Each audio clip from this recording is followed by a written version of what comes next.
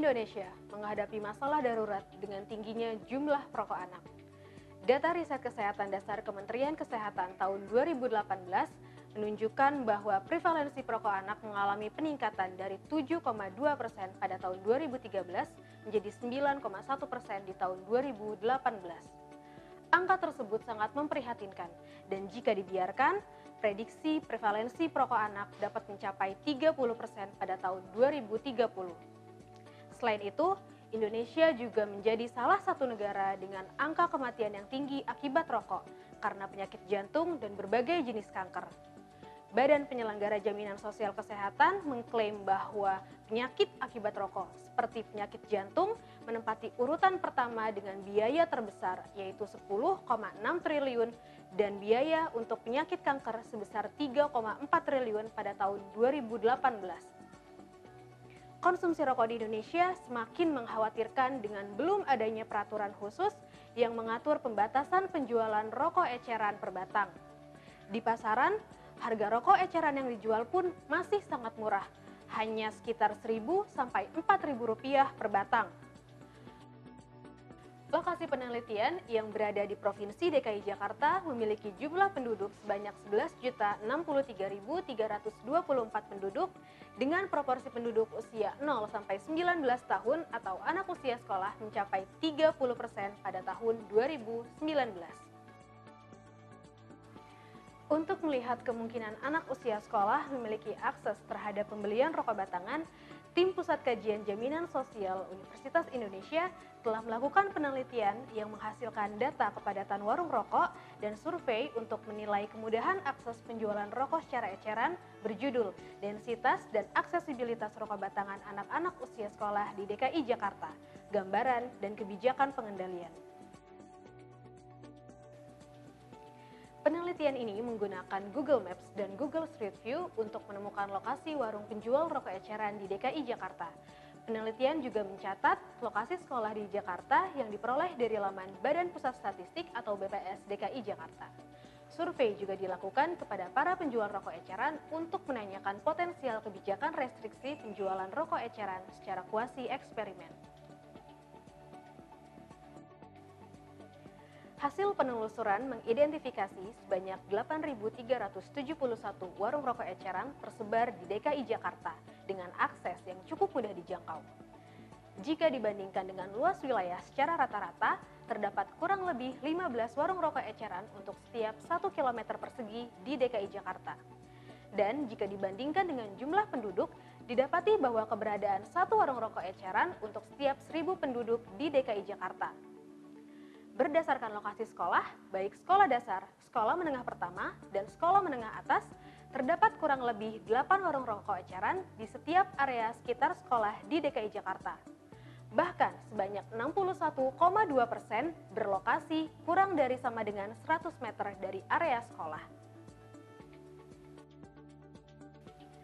Dari sisi promosi penjual, sebanyak 80,7% warung memiliki media promosi rokok berupa banner atau spanduk. Sebanyak 11,3% warung pernah melakukan promosi rokok eceran berupa gratis produk lain. Dan sebanyak 58,1% warung memperbolehkan konsumen untuk membeli rokok eceran secara berhutang.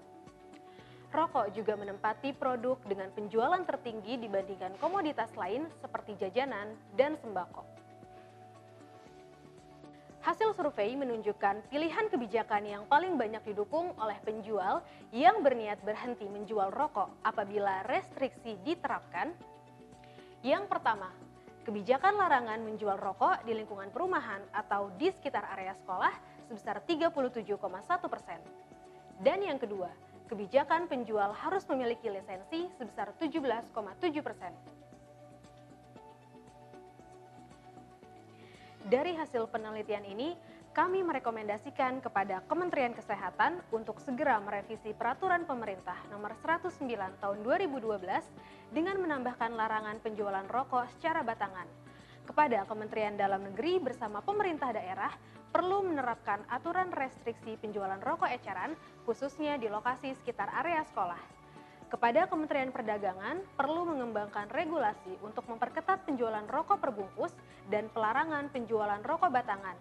kepada Kementerian Keuangan secara konsisten perlu menaikkan cukai hasil tembakau, menaikkan harga jual eceran minimum setiap tahun, serta melakukan penyederhanaan strata tarif cukai hasil tembakau untuk menekan prevalensi perokok di Indonesia. Serta Kementerian Pendidikan dan Kebudayaan perlu mendorong pihak sekolah untuk mengintensifkan pengawasan kepada para siswa agar tidak merokok dan promosi kesehatan tentang bahaya merokok.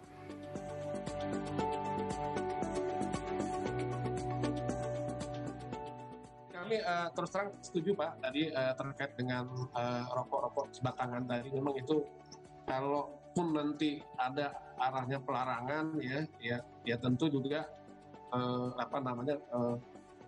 ya mungkin juga tidak boleh dijual rokok secara batangan gitu ya kalau tadi ya. Tapi tentu pembatasan yang seperti yang disampaikan tadi yang sangat-sangat penting untuk menekan ya. Jadi kami memberikan sosialisasi dan ini dilaksanakan oleh seluruh puskesmas di DKI Jakarta ataupun RSUD yang ada di DKI Jakarta, sosialisasi tentang bahaya merokok. Kami berharap bahwa dengan kegiatan sosialisasi ini para kader-kader kesehatan yang memang sudah kami latih bisa memberikan edukasi kepada masyarakat yang ada di sekitarnya. Dan tadi kalau ada ide tentang zoning, saya kira mungkin lingkungan sekolah ini bisa diperluas, mungkin sekian radius, sekian kilometer dari sekolah misalnya ya.